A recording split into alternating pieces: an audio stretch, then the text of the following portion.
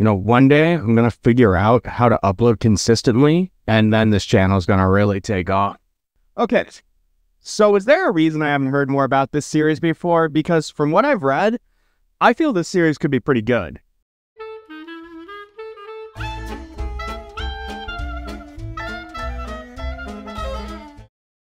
Hey guys, Jared here, and for someone who wants to be a content reviewer here on YouTube, I've got to confess that I majorly judge this volume by its cover. I'd never heard of Blue Exorcist before, but I was in Barnes & Noble buying some books, and I thought to myself, it has been a while since I bought a manga volume, let's go see what they have here. And there was something about the simple design but like high quality art of this cover that just made me have to buy it.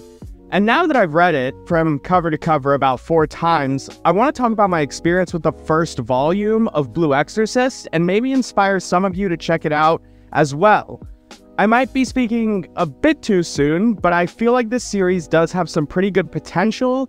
And I also saw that a couple days ago, or I guess a couple weeks ago, I don't know, time's all relevant, a new trailer for an anime of Blue Exorcist dropped, so hopefully it's good because some of the art in here, I imagine, would translate pretty awesome into, like, motion. Anyway, though, back to the manga version of Blue Exorcist. As I said up top, I think that for the first 3 chapters in this volume, and yes, this whole volume is only 3 chapters due to the fact that, as I later found out, Blue Exorcist is a monthly series, not a weekly series, we're introduced to, I would say, an above-average start to a shonen series. And before I go on, I'll say this, from everything I've seen so far, Blue Exorcist is a very shonen series. If you aren't into shonen manga like Naruto, One Piece, Bleach, Dragon Ball, etc., you probably won't like this either, but also if you don't like any of those series, I'm sorry that your childhood sucked. Anyway though,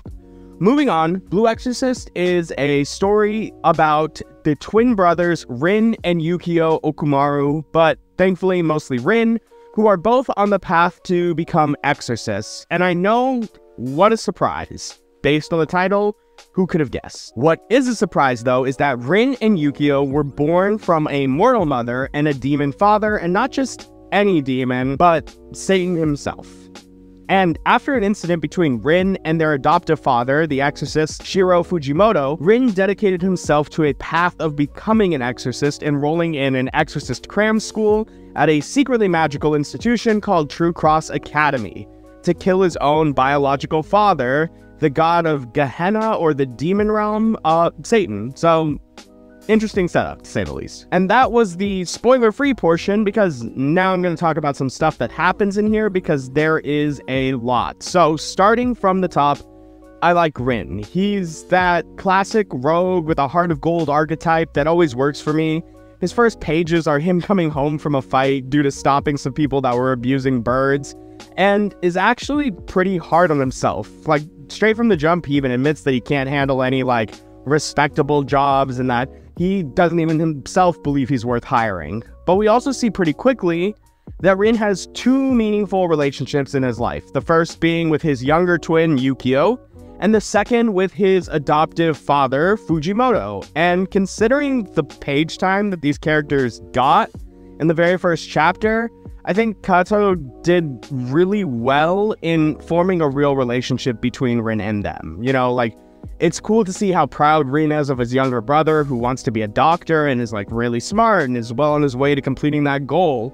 And personally, I'm at a point right now where, even though I didn't love Yukio throughout the volume, it has less to do with his relationship with Rin rather than his characterization outright. I found a lot of the conflict between Yukio and Rin throughout the series so far a little bit forced, and even when it's resolved, Yukio currently just feels bland to me. He reminds me of Sai from Naruto, which could be good news because, you know, Sai did go through his own arc that's considered pretty good by many, but Yukio's just not really working for me right now. But I have nothing bad to say about how Kato portrayed the relationship between Rin and Father Fujimoto. I mean, compared to the entire length of the volume, Rin and Fujimoto don't spend that much time together, but Kato really makes the relationship stick. From the scene where Fujimoto teaches Rin how to tie his tie before his job interview, to the way the two bicker, to even the true reason why at the end of the chapter Fujimoto has to sacrifice himself because he is possessed by Satan,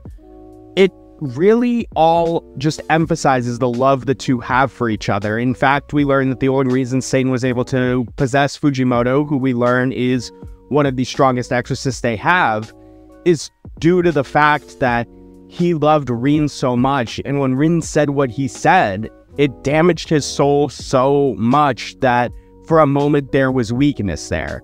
And I think that, like, it was just really impressive to me what the author was able to do with just a couple pages and a couple panels. That relationship felt very real. And those are just the two main relationships. We didn't even talk about, like, I think it's Shiemi and her whole arc, which really showed the blunt and extremely direct way that Rin tries to handle problems. Basically like, oh, so this garden is stopping you from going on your own adventure and living your own dreams? Not to worry. I'll just destroy it and burn it all to the ground, and then you can go and live your life. And I don't know why, but that, like, kind of character art is just funny to me. I always like this very, like, oh, life is so simple if you just let it be simple. Why are you overcomplicating it? Don't worry, I got it. I'll handle it. This thing's bothering you, we'll get rid of it. It's just, it's really classic shonen character writing, but that doesn't necessarily mean it's bad or unfavorable. In fact, you know, like I said, I really enjoy that type of character. It also continues to build on our understanding of the way that demons work in this world. But before I get into that, I wanted to talk about the world that Kato has established. And even in chapter 1, we're told that there are two realms in the story: Gehenna, the demon realm, and Asya, the human realm. And I'm sorry if I'm butchering that. I read it. I've never heard the pronunciation, so these are my guesses. From what I understood so far, neither inhabitant or neither realm's inhabitants can enter the other's realm without a possession, which makes Rin and I suppose Yukio to a lesser extent very rare, because they seemingly can survive in both realms and can either become a weapon against Satan or become Satan's weapon if they decide to join him. And this might be crazy, but I wouldn't be surprised if Yukio turned into an antagonist later in the series, who maybe gets corrupted, because I highly doubt Rin will. In these chapters, we're also told that you need to be exposed to something called Temptate to become an exorcist to see the demons, otherwise you won't be able to see them. And what is also an interesting writing tool is that the worse you are as a person, the easier it is for a demon to be able to possess you, which I think is kind of a genius way to skirt the issue of the harm exorcists are causing to the bodies of the possessed, because to get possessed, they were likely already awful people. And the final things that were established were two things that made me very excited. The first is that there are magical keys that can open dimensions. Rin's sword, which somehow Fujimoto did something to limit Rin's power, and it was like stored away, but we'll find out more about that later. But anyway, that sword was put in a secret drawer that could be accessed from any drawer as long as you use the magical key to open it. And that key is honestly like small potatoes compared to the second one we're introduced to, which literally turns any door into the gateway to the Exorcist Cram School that's located in this like parallel dimension in True Cross Academy, which I don't know why, but one, okay, love dimension, like love this idea of turning a key into another dimension. Those are some of my favorite horror movie plots. It's like, what's this called? Insidious, it kind of reminded me of. But the other thing is that, like, I love magical schools, okay? Like, I obviously love Harry Potter. Anything to do with a magical school, you've got me hooked. I'm very interested. My main concern here is that I'm worried that we won't actually spend that much time at the school, or it won't be as central to the plot as I want it to be, because Rin himself has admitted he's not a good student. And so time in the classroom will not necessarily benefit his personal journey as much as I really would like to learn more about this academy. Because like I said, magical schools are my thing. But as for the headmaster of this magical school, I doubt he's the Albus Dumbledore type, because his name is Mephisto, and I've read enough Marvel comics to know that that man's gotta be a demon. And now I'm not going to go full on he's a villain mode, but he's showing some snake-like behaviors, and he and Yukio are already conspiring about how to use Rin. I don't like it. Another reason I don't like Yukio right now. But overall, I'm really happy to have stumbled across this series, and I hope these videos do well enough to justify my continued reviews of it, because I went out and I purchased volumes 2, 3, and 4 to keep reading. And if you have read the series, please leave me a comment letting me know if the series holds up, but try not to spoil because it's been a while since I've actually decided and committed to reading a new shonen manga. And while you're down there, please be sure to hit the like button and subscribe if you haven't already to stay up to date with my future review and video essay content. And of course, if you'd like to see me review more manga related things, I did a video a while back on the state of Boruto, which might be controversial, so go check that out. Or if you'd rather see some more traditional book reviews, click the playlist on screen now to watch those. But whatever it is you choose to do, I hope you have a great rest of your day. Also, blue fire.